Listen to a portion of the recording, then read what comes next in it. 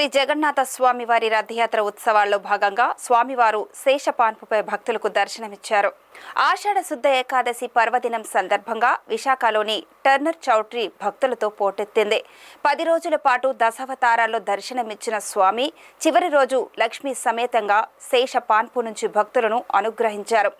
హరినామ స్మరణతో మారుమ్రోగిన ఆ ప్రాంతం పుణ్యక్షేత్రాన్ని తలపించింది. మరింత సమాచారాన్ని మా విశాఖ ప్రతినిధి మూర్తి అందిస్తారు.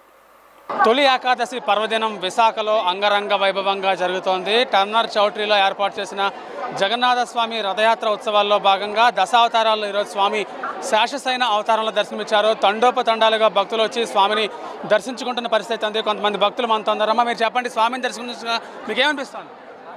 చాలా ఆనందంగా ఉంది. దర్శనం బాగా అయింది. ఈ ఆషాఢ మాసం తొలి ఏకాదశి ఈరోజు చాలా పవిత్రమైన రోజు. దర్శనం బాగా జరుపుకున్నాం. మేము పెందుర్తి నుంచి వచ్చాం. ఈరోజు ప్రత్యేకత ఏంటమ్మా? అందరూ ఉపవాసాలు ఉంటారు కదా? అందరూ ఉపవాసాలు ఉంటారండి. తెలియదు. మీరు చెప్పండి స్వామి, మీరు ఎక్కడ నుంచి? నా పేరు డాక్టర్ డి సుబ్రహ్మణ్య శర్మ అండి. నేను అమలాపురం నుంచి వచ్చాను. పూరి జగన్నాథులో ఉండేటువంటి ఆలయానికి ఎంత ప్రాముఖ్యత ఉంది, ఇక్కడ కూడా అంతే ప్రాముఖ్యత ఉంది. ఈ తొలి ఏకాదశి ప్రాముఖ్యత చెప్పాలంటే దీన్ని శయన ఏకాదశి అంటారు. మన హిందువుల యొక్క పండగలన్నీ కూడా ఈ ఏకాదశి పర్వదినం నుంచే ప్రారంభమవుతాయి. హిందువులు అందరూ కూడా పవిత్రంగా ఉదయం నుంచి సాయంత్రం దాకా ఉపవాసం ఉంటారు.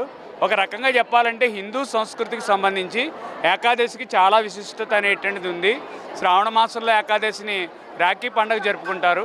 అలాగే మనకి ఏకాదశి అనేటువంటిది పండగలకి ఒక మెట్టిలాడిది, తొలి మెట్టిలాడిది. మన సంస్కృతిలో ఇలాంటివన్నీ ఆచరించడం వల్ల మన భారతీయత అనేటువంటిది మరింతగా బలపడుతుంది. ఇలాంటి ఉత్సవాల వల్ల ప్రజల్లో ఒక ఇంటిగ్రేషన్ అనేటువంటిది, భావ సమైక్యత అనేటువంటిది కలుగుతుంది.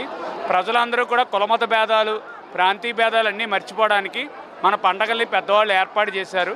ఉపవాస నియమాలు కూడా అందుకే ఏర్పాటు చేశారు. విష్ణుమూర్తి అనేటువంటి వాడు అందరికీ అభయకారకుడిగా ఉంటాడు. ఆయన పాలకడిలోంచి ఈరోజు లేస్తాడు, పాలకడిలోంచి పడుకుంటాడు. ఈరోజు పాలకడిలో పడుకుంటాడు. అందుకే దీన్ని శయన ఏకాదశి అంటారు. చాలామంది ప్రతి ఏకాదశికి ఉపవాసం ఉంటూ ఉంటారండి. కానీ ఆరోగ్య నియమాల దృష్ట్యా ఇవాళ కొంతమంది పూర్తిగా చాలామంది మెజారిటీ పీపుల్ ఉంటారు. మీకు అవకాశం ఇచ్చినందుకు నాకు కృతజ్ఞతలు తెలియజేస్తున్నాను. మీరు ఎక్కడి నుంచి వచ్చారు? మీకు ఏమనిపిస్తుంది? విశాఖపట్నం మరిపాలెం నుంచి వచ్చామండి. ఇవాళ పూర్వజన్మ సుకృతం ఉంటే తప్ప ఇక్కడికి రాలేమండి. ఇవాళ ఇక్కడ ఈ అరేంజ్మెంట్స్ అంతా కూడా అంత చక్కగా చేశారు. దర్శనం అందరికీ కూడా చాలా సులభ శైలిలో బ్రహ్మాండంగా జరిగిందని తోపులాట్లు గట్ట ఏం లేవు. అయితే ఇవాళ ఏకాదశిని పురస్కరించి చెప్పవలసింది ఏంటంటే, ఇవాళ నుంచి స్వామివారు చాతుర్మాస దీక్షలో ఉంటారు. దీన్ని ప్రథమ ఏకాదశి, లేకపోతే శయన ఏకాదశి, లేకపోతే ఆషాఢ శుద్ధ ఏకాదశి అంటారు. మీకు ఎలా అనిపిస్తుంది స్వామి చూడగానే? చాలా బాగుంది. ఇవాళ చాలా బాగున్నారు. మీరు చెప్పండి, మీరు ఎక్కడి నుంచి వచ్చారు? మేము మరిపాలెం నుండి వచ్చామండి. ఈరోజు శయన ఏకాదశి ఎంతో పర్వదినము, శేషావతారం. ఈరోజు చాలా బాగుంది, చాలా ఆనందంగా ఉంది. తొడదొక్కలు లేదు, చాలా బాగా కంట్రోల్ చేస్తున్నారు సేవాదళం వాళ్ళు. చాలా ఆనందంగా ఉంది. ఇలాంటి ఏకాదశి చేయడం చాలా పూర్వజన్మ సుకృతంగా భావిస్తున్నామండి. శాంతాకారం భుజగశయనం పద్మనాభం సురేశం విశ్వాసారం గగనసరుసం మేఘవర్ణం శుభాంగం లక్ష్మీకాంతం కమలనయనం యోగహృద్యానగమ్యం వందే విష్ణుం భవభయహరం సర్వలోకైకనాథం. జయ జగన్నాథ. ఈరోజు స్వామివారు శేషపాన్పు లక్ష్మీనారాయణమూర్తిగా వేయించేయడం జరిగింది. ఇది తొలి ఏకాదశి. మనకి చక్కనైనటువంటి చాతుర్మాస దీక్షకు మొట్టమొదటి రోజు. అంటే ఆషాఢ శుద్ధ ఏకాదశి నుంచి ప్రారంభించి శ్రావణ మాసంలో వచ్చే ఏకాదశి, భాద్రపద మాసంలో వచ్చే ఏకాదశి, ఆశ్వీజ మాసంలో వచ్చే ఏకాదశి, కార్తీక మాసంలో వచ్చేటువంటి ఏకాదశి, ఈ 4 ఏకాదశులు కలుపుకుంటే ఒక్కొక్క నెల నుంచి ఒక్కొక్క నెల వరకు కూడా దీక్షగా చేయాలి. మనకు ఉదాహరణకి ఇప్పుడు అయ్యప్ప దీక్షలు, భవానీ దీక్ష ఎట్లా చేస్తున్నారు, అదే రకంగా శ్రీమన్నారాయణమూర్తి వారి యొక్క అష్టాక్షరి మహామంత్రాన్ని స్మరణ చేస్తూ, స్వామివారిని సేవిస్తూ, స్వామివారి యొక్క కైంకర్యంలో పాల్గొనే భక్తులందరికీ కూడా లక్ష్మీనారాయణమూర్తి వారి అనుగ్రహం పరిపూర్ణంగా కలుగుతుంది. మరో విశేషం ఏంటంటే, ఈ రోజు నుంచి దక్షిణాయనం ప్రారంభమవుతుంది. ఉత్తరాయణం పర్వదినాలన్నీ కూడా పూర్తయిపోయాయి. ఈ దక్షిణాయనంలో చాతుర్మాస దీక్ష చాలా విశిష్టమైనటువంటి చక్కనైనటువంటి ఫలితాన్ని ఇచ్చేటువంటిది.